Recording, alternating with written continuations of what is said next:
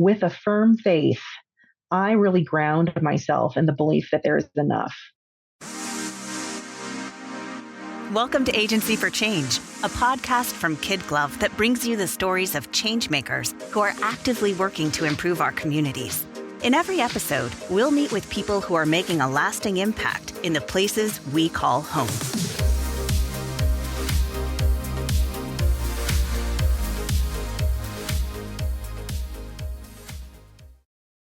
Hey everyone, this is Lynn Weinman, president of KidGlov. Welcome to another episode of the Agency for Change podcast. So today we are diving into the world of philanthropy and we're giving it a fresh perspective. We are welcoming back Marjorie Maas, formerly of Share Omaha, and now the CEO of Share Good. So if you haven't heard of them before, Share Good envisions a world where everyone has the power to make a difference, where nonprofits can seamlessly voice their needs, and where helping others is just a click away. Under Marjorie's leadership, Share Good is transforming the way we connect, volunteer, and give back, making it easier than ever to create lasting change. All good. Marjorie, welcome back to the podcast. I'm eager to talk to you again. Thank you, Lynn. It's so great to be back with you today. All right, Marjorie, I always love talking to you. Last time you talked to us on the podcast, you were representing Share Omaha. Now you're representing Share Good on a national level. Can you just start by telling us more about Share Good and its mission? Of course, my favorite thing to do. So Share Good, we look to spark a movement of holistic, hyper-local community involvement across the country. Ooh, I love that. Oh yes. And these local initiatives in Omaha, like you said, but also Charlotte and Detroit and Greater Lynchburg, Virginia. There's 7 of our communities right now across the country. They're spurred by dedicated teams who work to assemble as many nonprofit organizations as possible in one online resource, one place. Those nonprofits post self-reported needs for support and service. The organizers, drive neighbors, families, employers, businesses, and students to get involved in the way that they choose and where they are in their capacity. We are a nonprofit ourselves, and we look to build the sustainability of each of our community's efforts in our mission to democratize philanthropy. So we want these communities to be as sustainable as possible so they can go forward and democratize the work of philanthropy across the country. That's fantastic. Now, talk to me more about that. That is a term you do not hear every day. What do you mean when you say democratize philanthropy, and why is it so important for communities? I believe there's joy in democratizing philanthropy. Yeah. I believe that democratizing philanthropy is basically allowing people to join the table in the way that makes the most sense to them.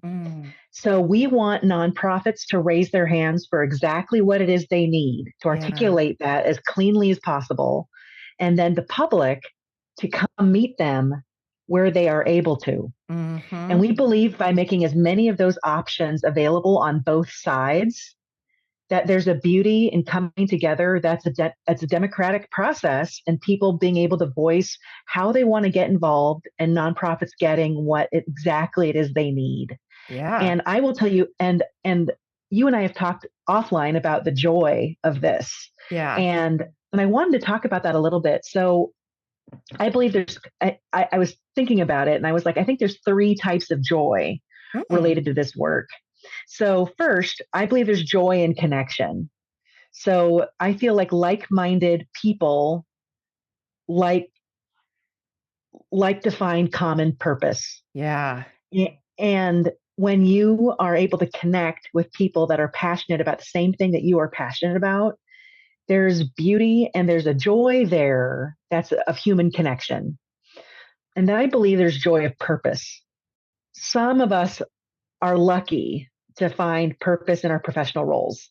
But 100%. yes, and I think you and I are lucky in that manner. Yeah. But for so many, that purpose is truly discovered in service to our passions out in the community as volunteers or supporters or advocates. It's separate from their professional life. And we want at Share Good and in our share communities to make that seeking of purpose as easy as possible. Yeah. And we believe that when that happens, you get to see the joy of improvement and social change. So, seeing the needle move on something you're passionate about, whether it's increased ticket sales, more cat adoptions, better advocacy and awareness around a crucial issue, right?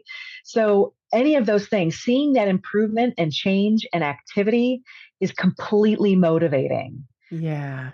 And to know that you had a role in making that happen, either as a financial supporter, as a volunteer supporter, in any way that you want to get connected to that mission, you feel like you're like you've helped make that change possible. Yeah. And so in democratizing philanthropy, we want to do this in the most joyful way possible.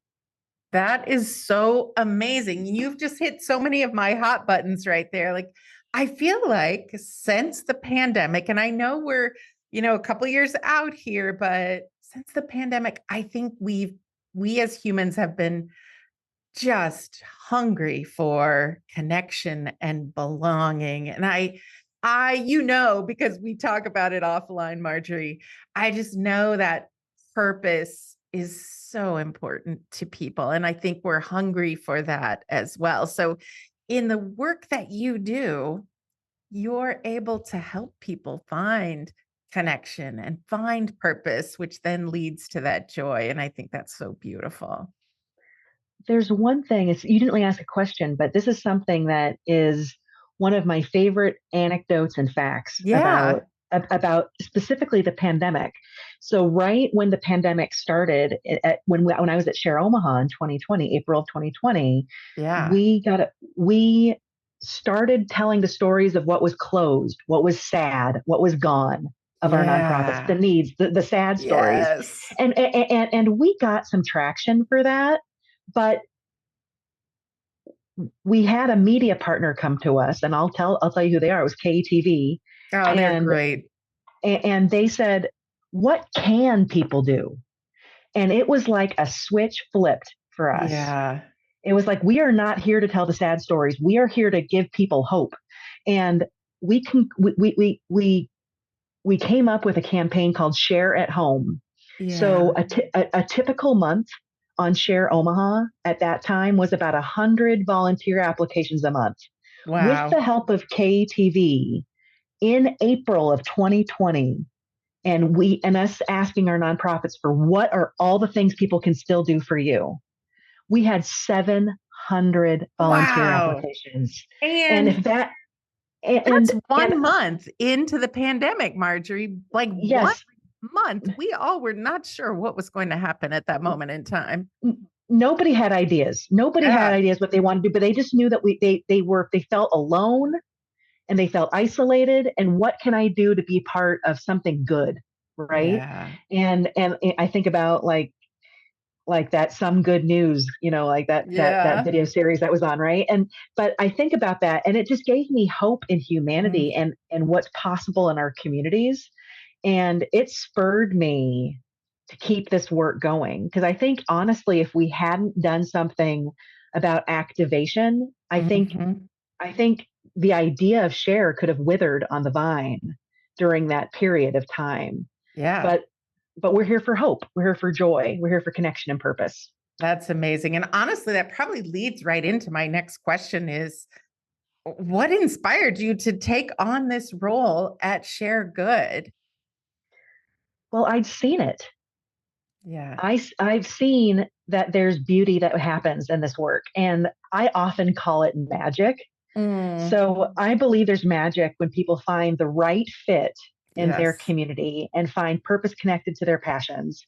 And I believe making that magic happen through this holistic solution of Share Good can be transformational for not only the individual, but the communities in increasing commitment and involvement to itself. These actions and investments, Lynn, they can be contagious and produce more good for regions across the country and a sense of pride that there's a way for me to get involved that maybe not my neighboring community doesn't have. And we believe that that kind of fear of missing out that is going to cause this to be a movement across the country. And I feel like that drew me to it, that excitement and conceptual and creative thinking are my strengths. And so figuring out a way to make this work in communities where it is their local solution, not just the way that I think it needs to be done, is this collaborative thing that I get to do every day. And I cannot tell you how much joy there is for me in that. So it drew me to it after I saw what was possible in Omaha. For me to be like this evangelist for it across the country, like, let me do that. Yeah. Let me pass on that energy. Yep. Marjorie, since this is a podcast, our listeners can't see you, but if they could see you, I will tell them, imagine Marjorie's face has just lit up. She's got an ear-to-ear smile. She's talking with her hands. We're both talking with our hands, right? But I can feel the passion coming from you as we have this conversation. And so I'm really curious, what's next? Like, what are some of the key initiatives that Share Good has in the works that focus on connecting communities and nonprofits? Well, what I like is that it's different in each community, right? Each community in our network flexes the technology for what they need the most and what their community needs of them to do the most. So in Omaha, it's split pretty evenly between financial and service. In Charlotte, it's about service and events and activations in the community. In Detroit, they're very much about volunteerism and nonprofit advocacy. And so each of those communities kind of has signature programs that I think bring that to life, which I think is back to those dedicated teams that bring this software into reality.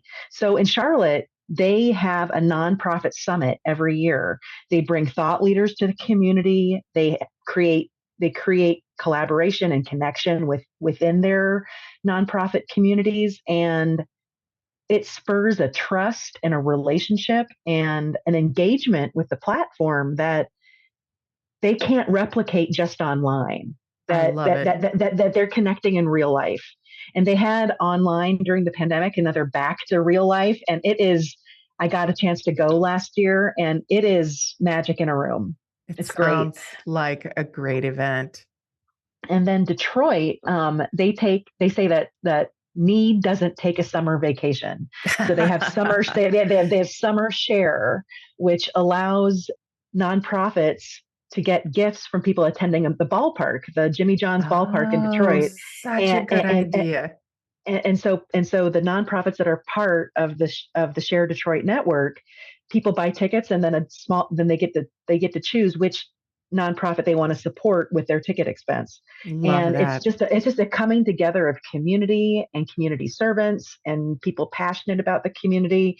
It's a beautiful event. And so they've had that in the past. And then in Omaha, there's Do Good Days, which is all about turning on the faucet to the fire hose of volunteerism in the community and all of the good that can happen. So we know that our platform allows for all that good to happen all year long.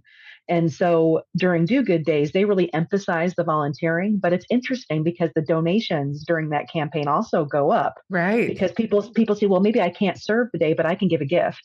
And so it's an opportunity to blast the URL of the platform and people to start checking it out and figuring out how they want to get involved. So it's really this activation combined with the online resource. And I just think that I said it before, we call it magic. We said that the tool is the tool. And it's going to get better and change and get improved with the whims of technology every year. But the real magic happens with the connections with the teams offline with the nonprofits. Absolutely. But the tool facilitates it. The tool makes it easier. It makes it possible. And what I love about something like a summit or Do Good Days is like there's just so much buzz around it. It really makes you think. It takes you momentarily out of, the hum of your daily life and says, oh, I should put my focus on this for a minute. And you take a whole community and you get them to pay attention on the needs of the community momentarily. That is when magic happens. It's like waving your magic wand and bringing action into the situation. So I think that's so cool.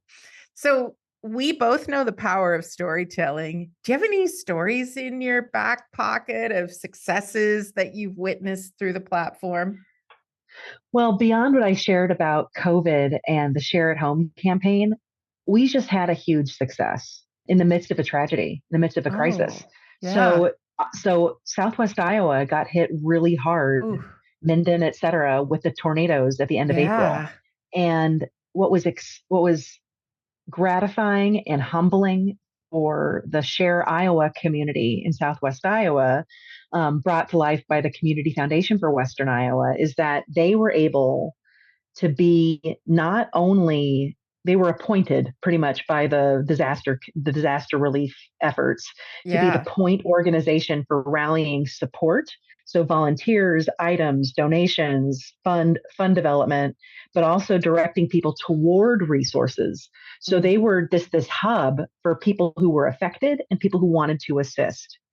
And it's just been so beautiful to watch how we were able to pivot our software toward what this emergent need was, and that the community rallied behind this resource of shareiowa.org, the / is emergency relief if you're interested. Okay, cool. But I will tell you that it's not just for the good days that this happens.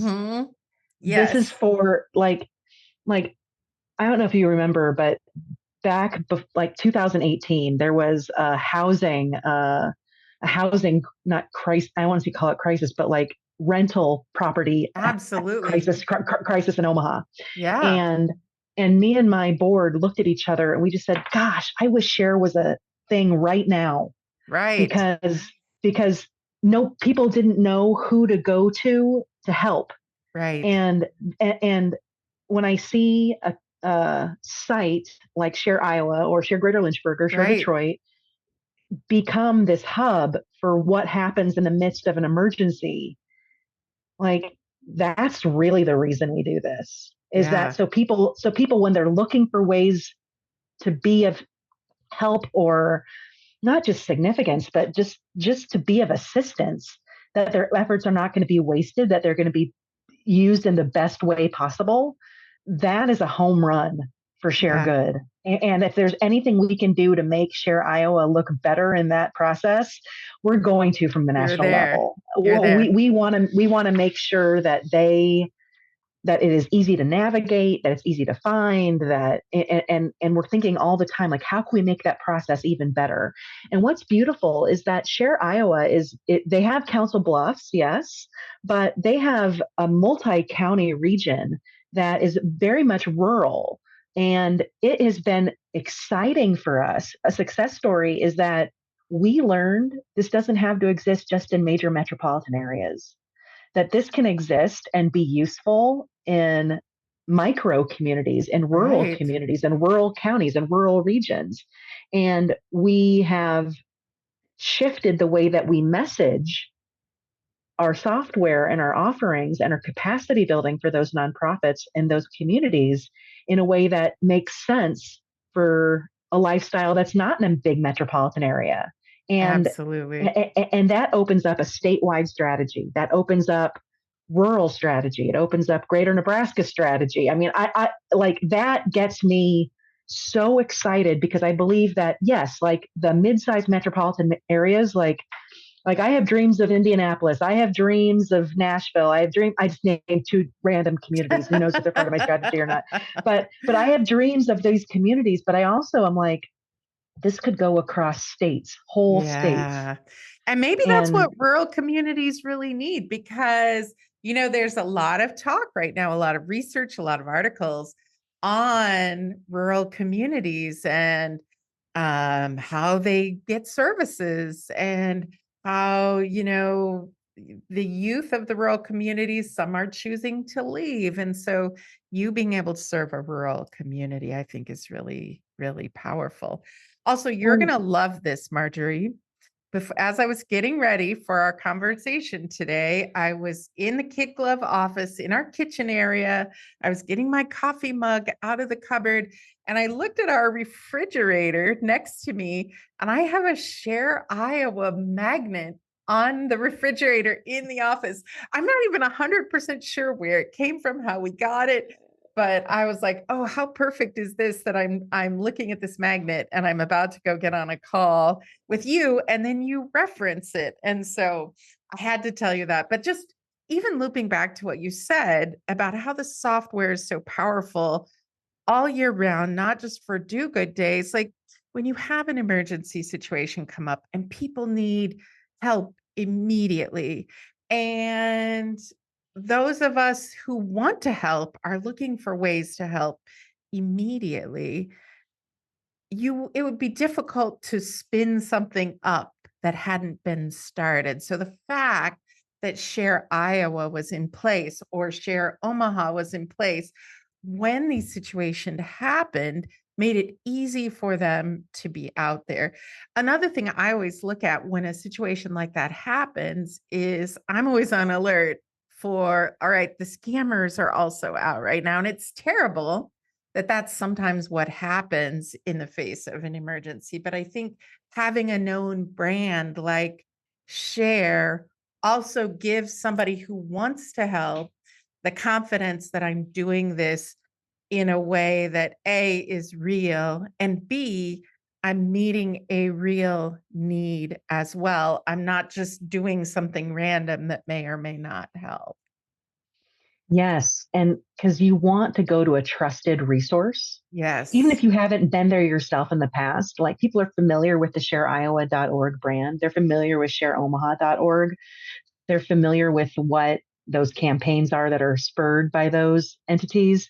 And so it gives you more confidence that if they say this agency is collecting water, this agency is collecting shovels, this agency is collecting this, that they know, or that this community foundation is putting together the emergency relief fund. They know that their money and their resources and time aren't going into this weird vacuum where it's not going to be of effectiveness. So you're exactly right. Like us being in place in a community when tragedy strikes gives people more confidence when they're going to get involved. And so this emergency relief, like kind of like product line that we have, is something that we want to make sure each of our communities knows is available to them if and when an emergency happens. Yeah, makes a lot of sense. All right, so Marjorie, you threw out a couple community names, and I know they're just communities you're throwing out, but what does it look like for you to scale? Like, what opportunities do you see on the horizon? Well, I think this has to be a movement among civic leaders, and I'm not just talking about mayors and county commissioners. Of course, I think honestly, if elected leaders saw this as something that was going to change their communities, like we're always making sure when we go to a community that we're talking with those individuals. Yeah. But I feel like this is something that a concerted and concerned group of citizens that have the ability to flex certain resources in their communities. Yeah.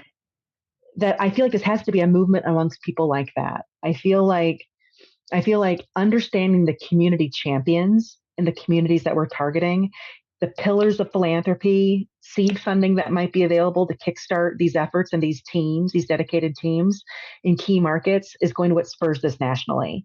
And so though I do market research of communities, like similar to the communities I threw out there, Yeah. I'm also looking at which communities have an extreme amount of new residents coming to them, which communities are growing, Oh, right. which communities have strong chambers of commerce that are putting effort behind new residents, Yep. which communities have an extreme amount of philanthropy from foundations and corporations that are investing in their communities, that it's not all federal funds, that it's not, I mean, I want to see a healthy mix of Yeah. philanthropy in the communities. So, when I travel, I'm looking at those donor walls, right? Yeah. But it's so much, it's like this little puzzle for every Right. community, because some communities, like, finding those champions is not difficult. But in some communities, like, the access to and the strata related to those communities is something I have to listen very carefully to Right. the people that I meet, to understand, like, really, is this something that's troubling them, or do they feel like they have it figured out? Yeah. Because if they feel like between the resources they have that it works for them, this might not be the right time. There may not be an itch or a problem or a challenge they're trying to address, like at the community foundation or at the city level.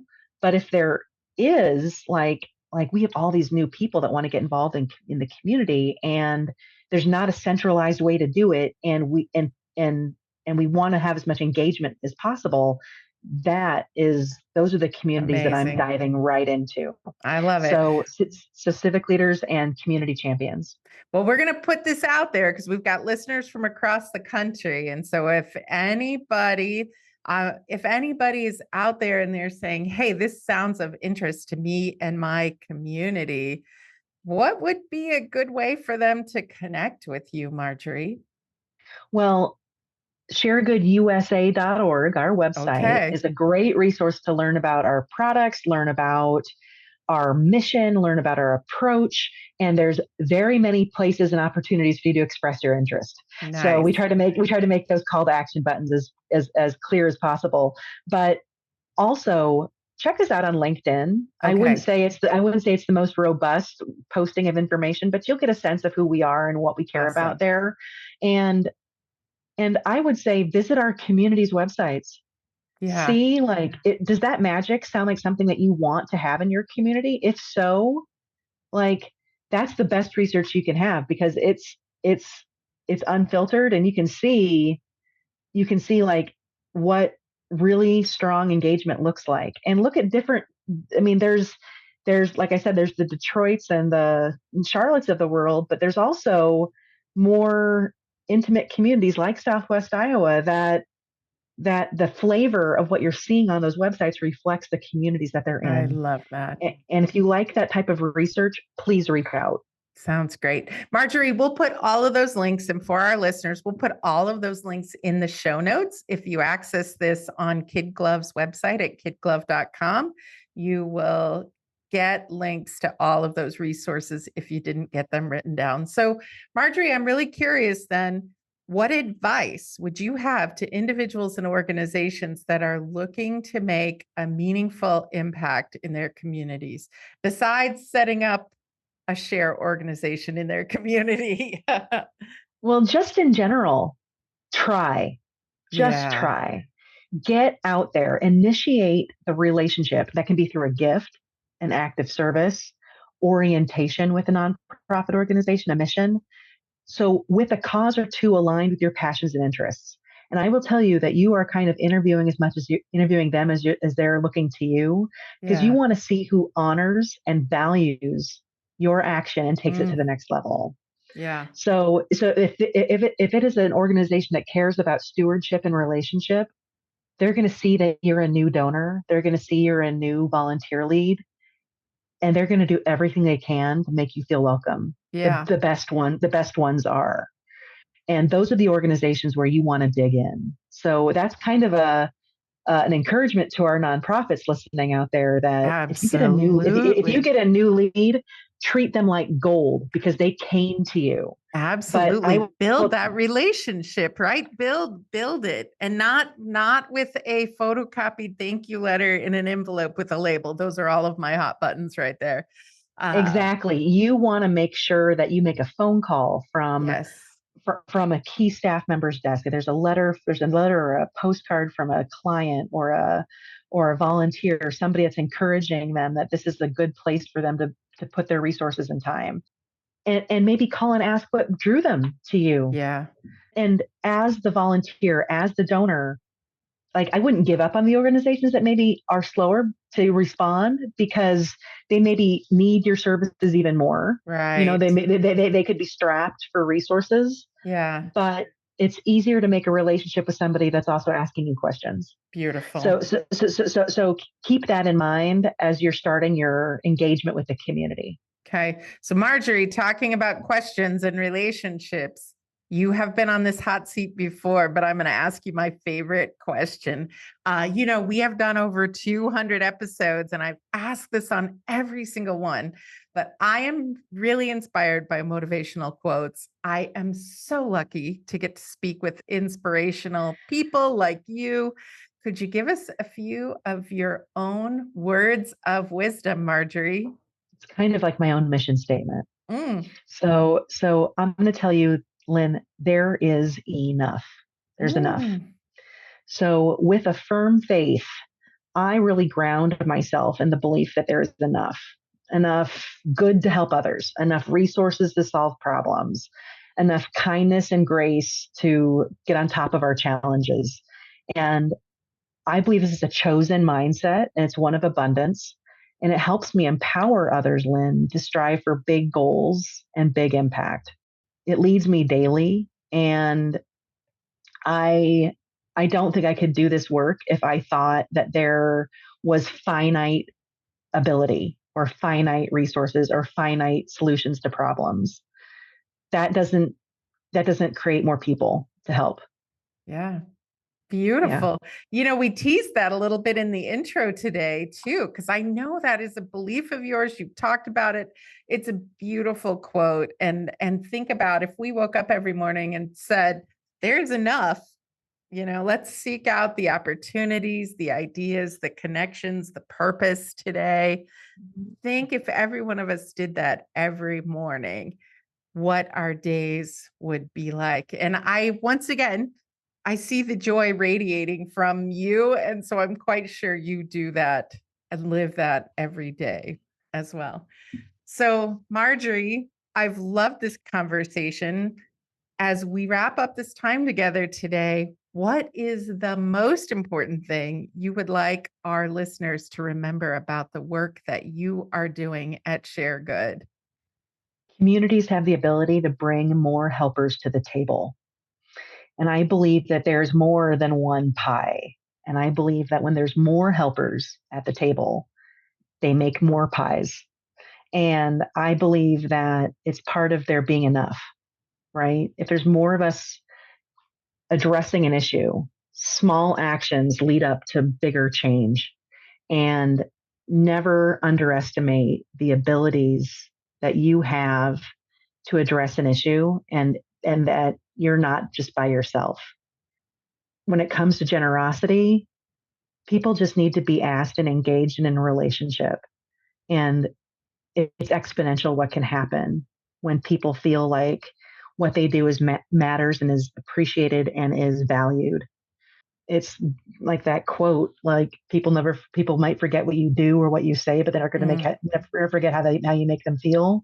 Yes. And I believe that when you believe that more people are welcomed at the table and you genuinely welcome them and make it easy for that to happen, great change can happen around us. And I have to believe that, or I just feel like this work is the work I do is motivated by that belief. And I'm grateful to be able to have shared that with you, Lynn, today. Thank you. Marjorie, that was so beautiful. You are just a beautiful human being. I believe the world needs more people like you, more organizations like Share Good. Thank you so much for taking time to talk with us today. Thank you for having me. We hope you enjoyed today's Agency for Change podcast. To hear all our interviews with those who are making a positive change in our communities, or to nominate a changemaker you'd love to hear from, visit KidGlov.com at KIDGLOV.com to get in touch. As always, if you like what you've heard today, be sure to rate, review, subscribe, and share. Thanks for listening, and we'll see you next time.